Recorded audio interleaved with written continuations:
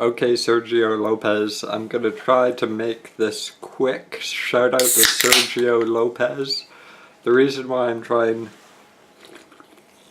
to be quick is if this file, the video file, if it's less than a gigabyte, I can directly upload it to Facebook, but if not, it goes to my YouTube, and I honestly don't know I have like 300 something subscribers. I don't know if they're all on my Facebook or if there's different, you know.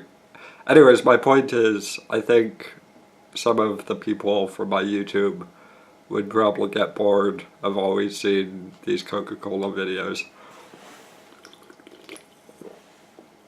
Which is why, one of the reasons why I haven't been keeping up with my commitment. I testified before God that I would drink out.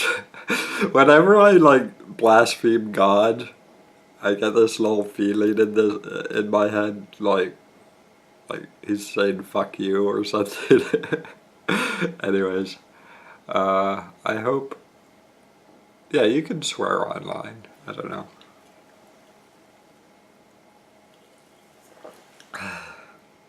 So it is 4:02 a.m. I woke up around 1 o'clock. Had 2 cups of coffee.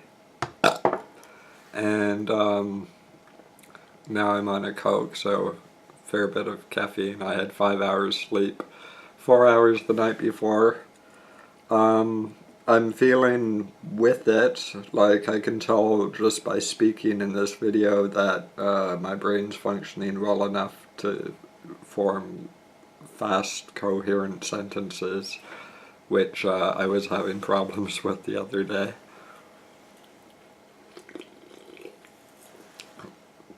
I made this status update about how I was like chatting with people and making status updates and stuff on Facebook, about how I was afraid to go to the guitar shop, and like I don't know, I know at least one person in my neighborhood knows me online, and I think there may be more than one. And I got paranoid that like the guitar shop got tipped off that like I was afraid of them. That they were very, very nice. So if I were to put my ego aside and say, no, it's not because of anything I did online, they were nice because they were nice, that's good, and it feels like I was like being maybe not welcomed, but like if like the guitar shop owner is like the master of music, he decides who's worthy of being music. I don't know. Or maybe he's just a salesman and is nice to everyone.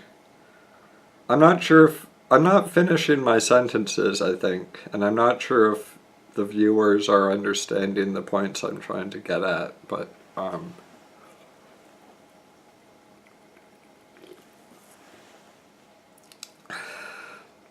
so I think the point I was trying to get at is like, theoretically, let's say the guitar shop owner has the ability to like talk down to you if he thinks like he's like, no, you can't be a musician. I don't know why someone would say no, you can't be a musician. This is just something I think like when I was 13 or something, I went to a guitar shop with a friend who was actually buying a guitar, and I was just like with the friend, and like I just got these emotional feelings from being in there that like people were looking at me like, don't even try it, man. There's unmotivational pictures. I think there's a website for it, demotivational, whatever.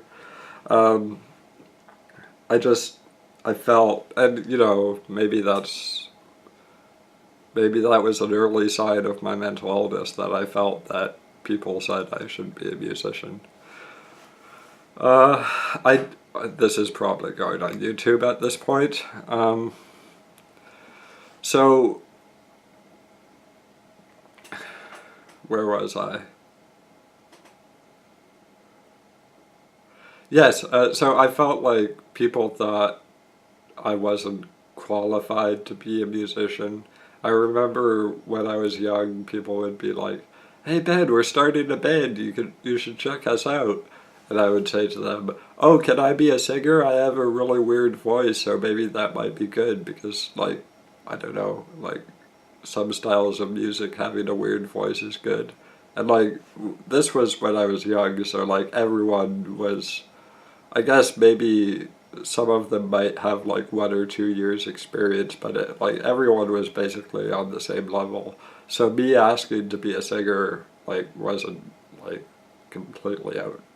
I don't know, but they said no, and anyway, so I took piano lessons, and Melissa, who's my girlfriend, said she one of the things that first attracted her to me was when I was sitting at a piano, um, just, and when she tells me this story, I remember the incident, and I've completely forgotten how to properly play piano. So effectively, I'm not a piano player.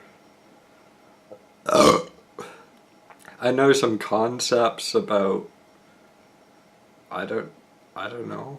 I like, I don't know. If you listen to enough music, are you like kind of a musician? Like, I guess a DJ would be a musician, um, of a sort. But if you're not even a DJ, you're just someone who sits at home listening to music and you know a lot about it, like, would that make you better at when you first try? Like, I don't know. And I guess that would bring me to like stand-up comedy. People say you have to be brave to be stand-up. You kind of do. It is scary, but if for stand-up, like once you've left the house and gone to the bar or whatever, um, you've already passed through the major fear point. Um, like deciding to do it and even like calling ahead and booking it, like you've passed the point of fear. And then there is fear when you literally walk up on stage, but once you've left the house and like are committed to doing it, you'll be sitting in the audience and I don't know. I'm not like I've only done like 100 something shows, and so I'm no expert. But if I am qualified to say early on, so like before doing 100 something shows, like the first few times you'll be sitting in the audience, and you won't even hear what the other people are saying. Um, you'll just be like, oh shit, I gotta do this.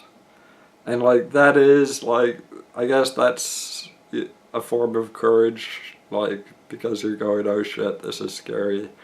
Um, but like if there's like a timeline of anxiety, it's like first you decide you want to do it, then you decide you're going to leave the house, then you leave the house, then you sit in the audience, then you go on stage. So like there's like but, and because it's like so drawn out, it's not uh, like when I think brave, I think a soldier, like a soldier at war, that or a hunter gathering food, wild animals, like that's brave. But like yeah, And I do understand why someone, and the reason I'm going on so much about this is because it's such a common thing to say that it takes bravery. Uh, anyways, so yeah, so I guess I'm more scared to do music than I am comedy because I feel I might. Uh, I'm so tempted to use like fairy words, like my and I mean literal fairy. I don't mean that as a slur against any group. I mean like Tinkerbell words, but like my inner uh, my inner soul. This sounds so stupid. Uh, uh, it feels like it's more in tune with being a stand-up, and I especially like the concept of like stand-up everything you do by yourself. So like I feel less uh, like there's less of a soul connection with music, but at the same time, music is incredibly important to me, or was. I don't know. I went through a period when I just didn't care about music, but like it's made me feel good, like really good, for a long time. Uh, I envy musicians for being musicians because like if you're a listener um, you're receiving the music, but if you're a player you're receiving it and giving it, and I don't know, I just feel like you would like be more in the music, kind of like how um, I use the computer so much. I literally want my brain to be uploaded into the computer. Like, this is a sincere desire that I hope technology progresses where my brain can be in a computer. uh, which is a little crazy, but also in the realm of possible, which is crazy. Like, I don't know. Like, I think of computers as magic because I don't understand them and they do these wonderful things. Like, I understand, like, disconnected points between the evolution of creating a computer. Like, first of all, you get your microchip, um, and I've seen microchips. I get the idea that energy flows through the silver parts, and it's all ones and zeros. Um, but yeah, it's just like way. I think if it isn't already the case, there will be a point when a single person won't know every single, like the most advanced computer guy won't know how the computer works because like it's broken down into smaller components like RAM, hard drive, or that's very simplistic. Uh, Something up with my voice. People, when I had friends in real life, they would make fun of me for my voice. And I don't know if it's an accent or just sometimes I say a word a weird way and very self-conscious about it. So, where were we? So yeah, I went to the guitar shop, and it was a big deal to me because like, I wanna like, I don't know if I could ever get good, and I think at this point I'm too old to ever become like a rock star. I think, I don't know. Because, like, something I learned from stand-up is, like, first of all, live stand-up is a very different beast than televised stand-up.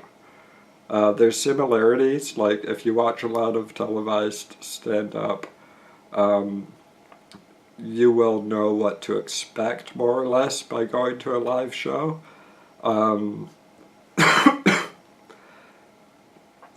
but, I guess, like, television, if you think of television as a painting on a wall of a forest scenery, the painting of the forest is different from the actual forest. So, yeah, so I don't know, I haven't been to that many music shows. And I do know there are old musicians and, you know, blah, blah, blah, blah, blah. Anyway, so, I wanted to, like, learn how to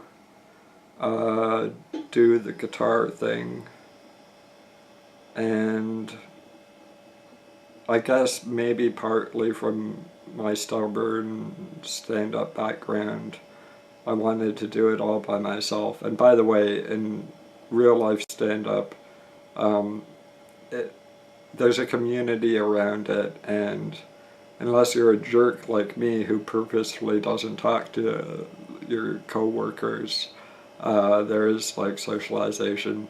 But the concept of stand-up is it's like one person against 3,000 person audience or whatever.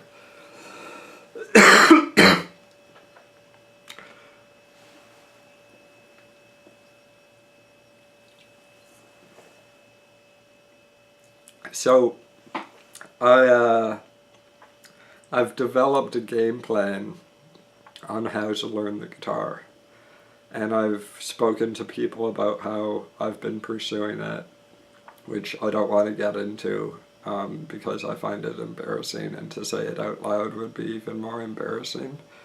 But basically I developed an idea in my head how I could best learn the guitar, and other people were giving me suggestions on, like, other ways I could learn, and I was like,